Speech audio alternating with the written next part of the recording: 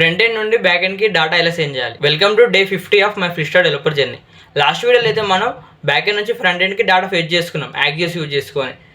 And మనం front end నుండి back ఎండ్కి డాటా పంపాలంటే పోస్ట్ అనే మెథడ్ యూజ్ చేసుకొని మనం ఫ్రంట్ ఎండ్ నుండి బ్యాక్ ఎండ్కి ఏపీఐ ద్వారా డాటా పంపిస్తాం. మనం గెట్ అనే మెథడ్ ఏమో బ్యాక్ ఎండ్ నుంచి ఫ్రంట్ ఎండ్కి డాటా ఫెచ్ చేయడానికి యూజ్ చేస్తాం.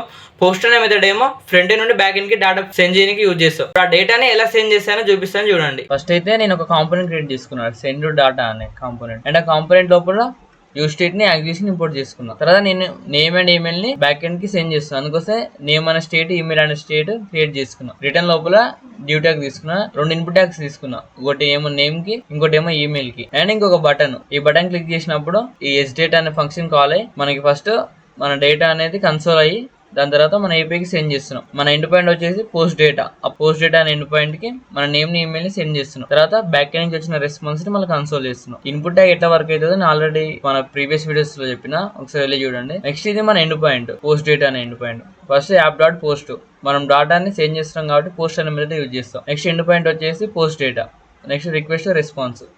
మనకు వచ్చే డేటా మొత్తం బాడీ నుంచి వస్తుంది. అందుకోసం నేను రిక్వెస్ట్ డాట్ బాడీ అంటే డిస్ట్రక్టింగ్ చేస్తున్నా. నేమ్ అండ్ ఈమెయిల్ స్టోర్ చేస్తా. వచ్చిన డేటాని మనం కన్సోల్ చేస్తున్నాం మన టెర్మినల్ కనిపించి. నెక్స్ట్ మనం యూజర్ కి రెస్పాన్స్ పంపిస్తున్నాం. మళ్ళీ రిటర్న్ రెస్పాన్స్ JSON ఫార్మాట్ లో పంపిస్తున్నాం. డాటా రిసీవ్డ్ సక్సెస్ఫుల్లీ అని. ఇప్పుడు ఒకసారి చూద్దాం. ఫస్ట్ అయితే మనం సర్వర్ ని రన్ చేద్దాం.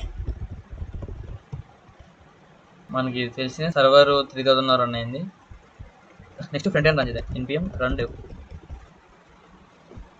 5170 రన్ అయింది. మనకైతే మన కాంపోనెంట్ ఇదే, send data component. And 2 input fields, name కి, ఈమెయిల్ కి, అండ్ ఇంకొక బటన్. ఈ బటన్ క్లిక్ చేసినప్పుడు అసింగ్ ఎస్డేటా అనే ఫంక్షన్ కాల్ అవుతుంది. ఇప్పుడు ఒకసారి చూద్దాం.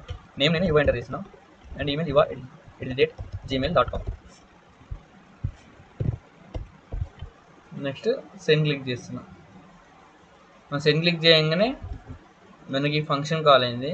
ఫంక్షన్ కాల్ అయ్యి ఫస్ట్ డేటా అనేది కన్సోల్ అయింది. నేమ్ ఇవ, నెక్స్ట్ ఈమెయిల్ iva@gmail.com. నెక్స్ట్ మన ఏపీఐకి మన డేటా అనేది వెళ్ళింది. పోస్ట్ డేటా ఎండ్ పాయింట్కి మన నేమ్ అండ్ ఈమెయిల్ వెళ్ళింది. నెక్స్ట్ బ్యాక్ ఎండ్ మళ్ళీ మనకు రెస్పాన్స్ పంపించింది. ఆ రెస్పాన్స్ మనం కన్సోల్ చేస్తున్నాం. ఇక్కడ డాటా రిసీవ్డ్ సక్సెస్ఫుల్ అని. ఇప్పుడు బ్యాక్ ఎండ్ లో చూద్దాం. బ్యాక్ ఎండ్ లో కానీ మనం కన్సోల్ చేసుకున్నాం. ఇక్కడ టెర్మినల్ లో చూస్తే మనకి ఇక్కడ కనిపిస్తుంది నేమ్ ఏమో యువ అండ్ ఈమెయిల్ ఏమో iva@gmail.com. అంటే మనం పంపించిన యువ నేమ్ అండ్ ఈమెయిల్ మనకి ఇక్కడ కన్సోల్లోకి వచ్చింది. అంటే మనం సక్సెస్ఫుల్ ఫ్రంట్ ఎండ్ నుంచి బ్యాక్ ఎండ్ కి ఏపీఐ ద్వారా డేటాను సెండ్ చేసినాం. నెక్స్ట్ వీడియోలో ఫ్రంట్ ఎండ్ నుంచి వచ్చిన డేటాని డేటాబేస్ లో ఎలా స్టోర్ చేశానో చూపిస్తాను. This is day 50 of my journey. Follow and subscribe for the next part. By.